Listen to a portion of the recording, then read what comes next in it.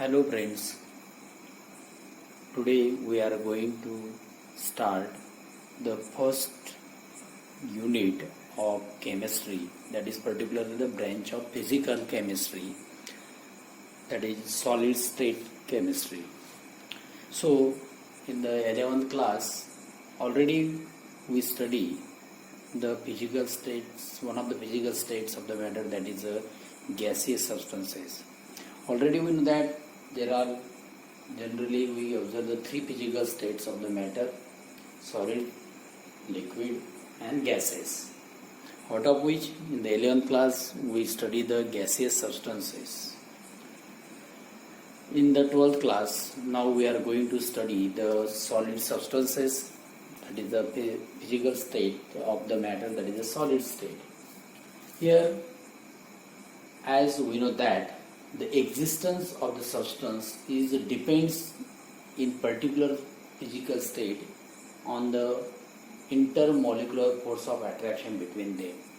As we know that in the solid state there is a strong intermolecular force of attraction between that substances, and that's why they show a specific shape and volume.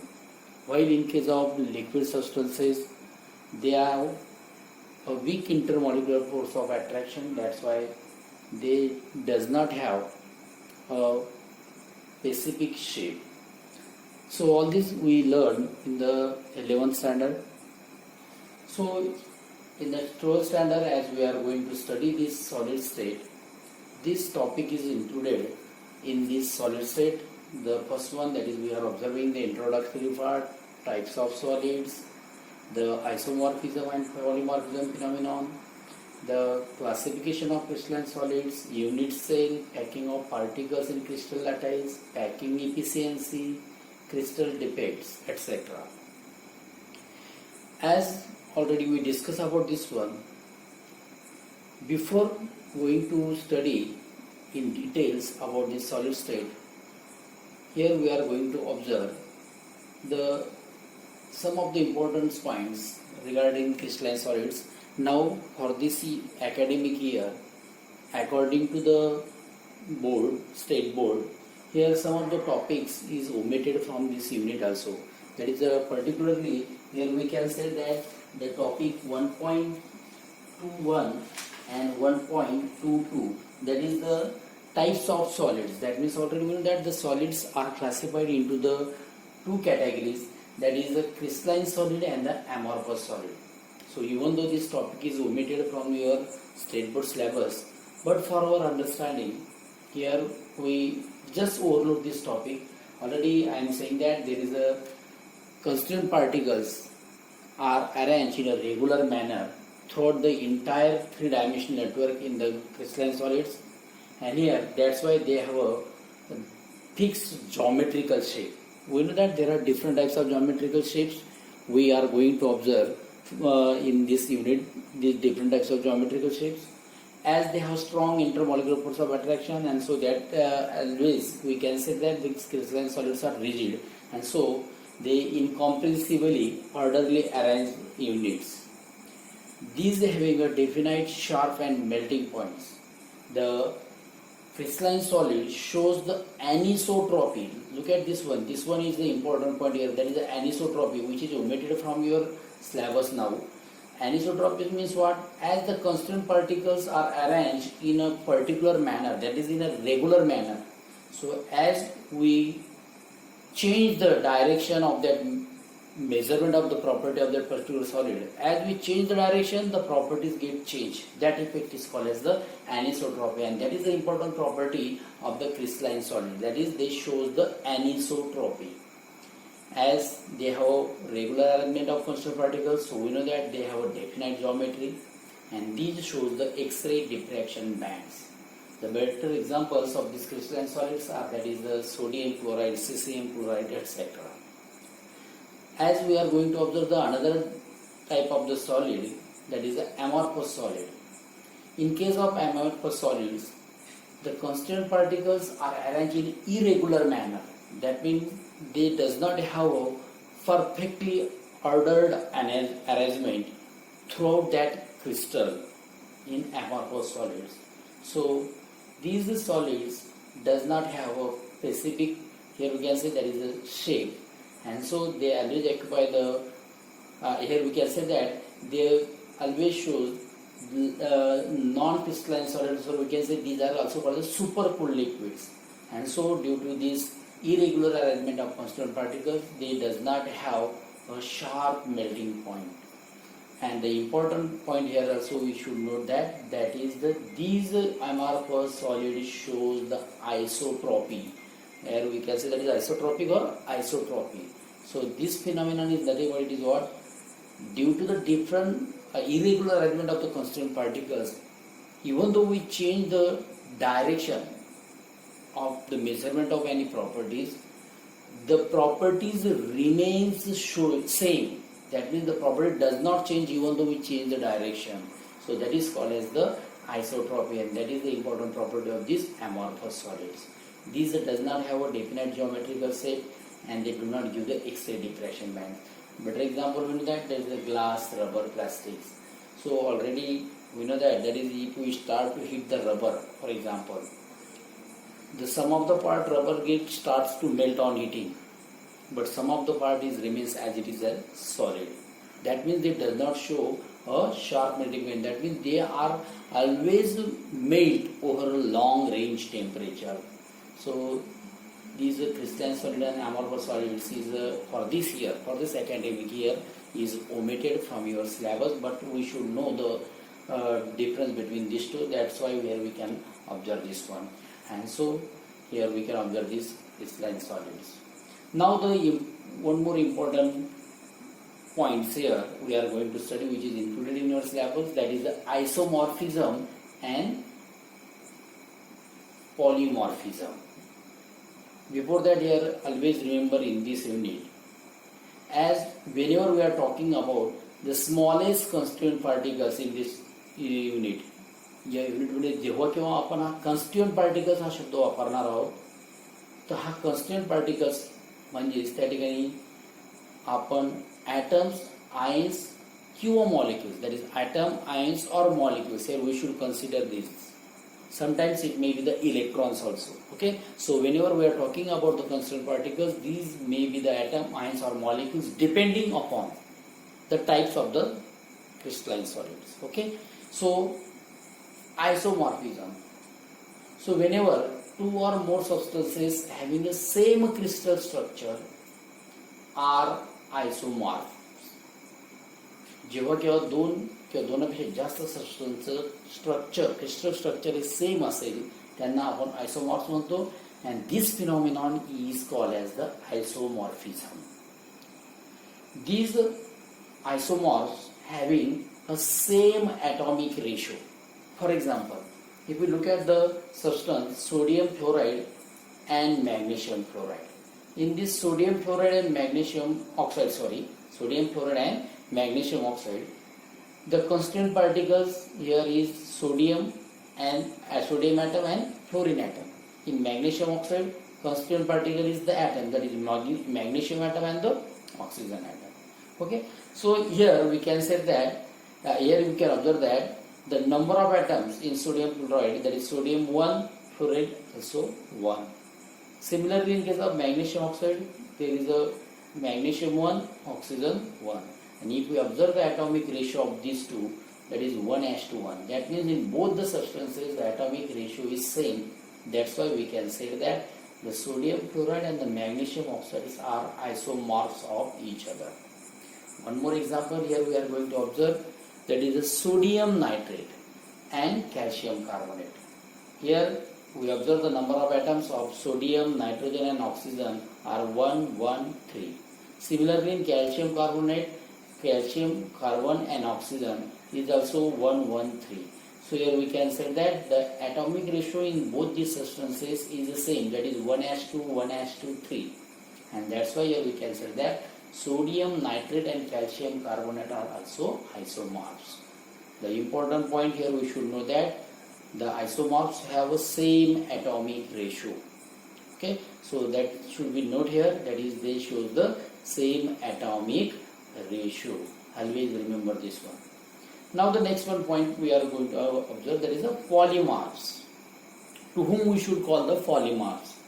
So whenever the single substance is exists in two or more forms under different condition, whatever the condition, that means the temperature, pressure, whatever be that, as the condition changes, the single substance may change its geometrical shape, or that's why we can say it may be exist in two or more different forms. So such substances are called as the polymers.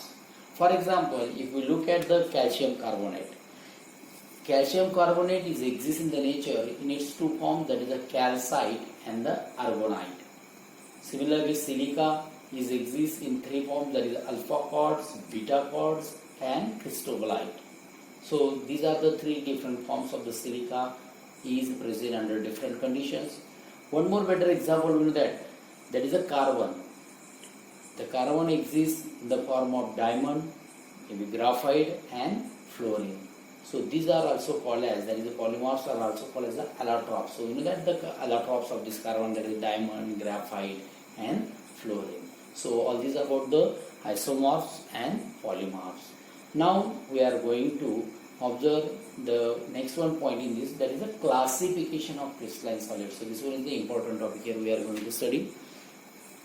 As depending upon the presence of constant particles in that crystalline solid, the crystalline solids are classified into these four different types of crystals, that is ionic crystals, covalent crystals, molecular crystals and metallic crystals. So here one by one we are going to study these different types of crystals, that is ionic crystals. Here first we are going to study. So if we look at this one, from its name already we get the much more idea about the ionic crystals. We know that ionic means, that means it always includes the ions. So obviously here we know that the ions, that is the positive and negative ions, that is called as the cations and the anions. So whenever we are talking about the crystal lattices, crystals, so in that crystal there are the lattice points. We observe this in a detail in the next topic, to whom we should call the lattice point. So in case of ionic crystals, in short here we can say that the constituent particles are nothing but these are the positive and negative ions, that is we can say that is the cations and the anions are always considered. Here we can that is these are the constituent particles, or we can say these cations and anions, that is positive and negative ions, always occupy the lattice point in that crystal. So this is the important point here. And these particles are, as there is ions, so we know that in case of ions there is a electrostatic force of attraction is present in that one, and so due to this they are strongly held by this electrostatic force of attraction.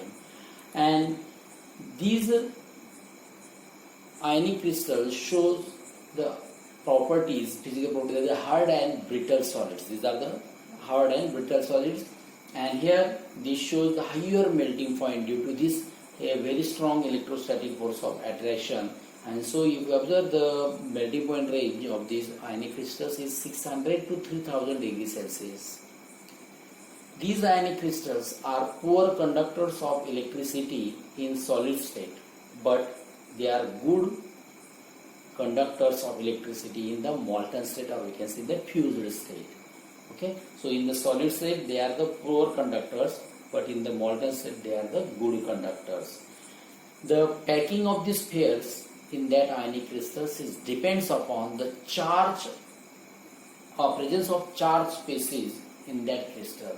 That means we know that the size of, and we can say difference in the size of the anions and cations. So there is a how many charge is present on that particular ions, and as well as the size of the anions and the cations. On these factors, the packing efficiency here we can say of the packing of the pairs is depend. The examples of these ionic crystals are sodium chloride, potassium sulfate, calcium chloride, potassium chloride, etc. Okay, so these are the examples of these ionic crystals. Next one, crystalline solid we are going to observe, that is a covalent crystal. Similarly here also, from its name we get the much more idea about these covalent crystals. That is covalent. That means obviously we can say that there should be the covalent bonding present in that constituent particles. So here the constituent particles in these covalent crystals are nothing but these are the atoms. So these atoms is occupy the lattice point position in that crystal. All these atoms in that crystal are held together by the covalent bond. That's why here we can say these are the covalent crystal, covalent crystalline solids. These covalent crystals are the hard solids and these are most incompressible material. So they are not possible, easily possible to compress them, and that's why here we can say they have high melting and boiling points. But these covalent crystals are poor conductors of heat and electricity. The better example we know that is a diamond, quartz, boron nitride, carborundum, etc. So these are the examples of the covalent crystal. Now next one, that is third one, crystal, that is a molecular crystal. Here again from its name we get the idea about this one, molecular. That means here what we can say, the constituent particles present in such type of compounds are nothing but that is the neutral molecules, and so obviously these molecules, neutral molecules, occupy the lattice point position in that crystal. So here these molecules are always held together by the various types of intermolecular forces of attraction. In the 11th class already we study the different types of intermolecular forces. So here again we just overlook this point, that is which type of intermolecular forces are exist in such type of crystalline solids. So first one, that is the dipole-dipole interactions. We know that the substances or the molecules which have permanent dipole moment show such type of dipole-dipole interaction. So for example in molecules like HCl, that is H plus and Cl minus ions, so they have permanent dipole moment, and that's why they show the dipole-dipole interaction. Similarly H2O, SO2, etc. Okay, so such type of molecule shows the permanent dipole moment, and so here these molecules are always, we can say that is a molecular crystals. Okay, next one type of interaction, that is a dispersion or London process. Already we know that in most of the, or in a major number of the substances, or we can say in all substances, there is a presence of dispersion forces or the intermolecular forces of attraction in that molecular crystals. So here we can say that is the dispersion of London forces is present, and this is a very weak force of attraction. And the next one, that is the intermolecular hydrogen bonds. So we know that the intermolecular hydrogen bond is generally present in the molecules in which hydrogen atom is attached to the highly electronegative atoms like oxygen, nitrogen, fluorine, etc. Okay, so these are three types of intermolecular forces of attractions are present in the molecular crystals. So depending upon the nature of that molecule, depending upon the molecule, the particular type of interactions are exist. These interactions, particularly dispersion of London forces, are very weak intermolecular attractions. So these molecular crystals are very soft solids with low melting point, and so they are poor conductors of electricity. So all about these molecular crystals. Next one, metallic crystals. So here again we can say that the metals, and we know that the metals are nothing but these are the highly electropositive. Okay, so as they are the electropositive, that means they have a tendency to lose the electrons. Okay, so that means they have a tendency to lose the electrons. So obviously here we can say that from this name metallic, that is the constituent particles are nothing but these are the mobile electrons present. So here we can say that the C lattice points are occupied by the positive metal ions surrounded by a sea of mobile electrons. That means the positive ions are present, and around this there are number of movable electrons. Mobile electrons, that is the movable electrons are present. That's why we can say that is the positive ions are present in the sea of mobile electrons. So these are the metallic crystals, and these metallic crystals are soft to very hard. They show the soft to very hard properties. These metals have high tensile strength. Here we can say these have a very high tensile strength, and these metals are good conductor of heat and electric, or the we can say heat and thermal conductivity. So these are the good conductors of heat and electricity. These metals are metallic crystals are malleable and ductile. We know that is malleable means that is they are hammered into the thin sheets, and ductile means what, that is they can be drawn into the wires. त्या आपण wire तयार करू शकतो, त्याला आपण ductile म्हणतो. मॅलेबल म्हणजे काय, थिन शीट म्हणजे पत्रा तयार करू शकतो, त्याला आपण मॅलेबल म्हणतो. सो in this way here we can observe that is the metallic crystals, and particularly we can say bonding electrons in metals remain delocalized over the entire crystals. The electrons which are in that bonding, they are always delocalized from one position to another position, and so they show, we can say, that is the electrical conductivity due to the movement of the electrons. So always remember this point here, and they are show the high density. So another that is the examples of these metallic crystal, that is metals like sodium, potassium, lithium, iron, silver, gold, cobalt, etc. Okay, so all these about the different types of crystalline solids. That is, we study here ionic crystals as well as the covalent crystals, molecular crystals, and metallic solids and metallic crystals. And all these properties of these different types of core crystalline solids are here. We can summarize in the tabular form, the table 1.1 in your textbook. So that is property of these four types of solid. Already we discussed. Here we can always observe the summary of these ones.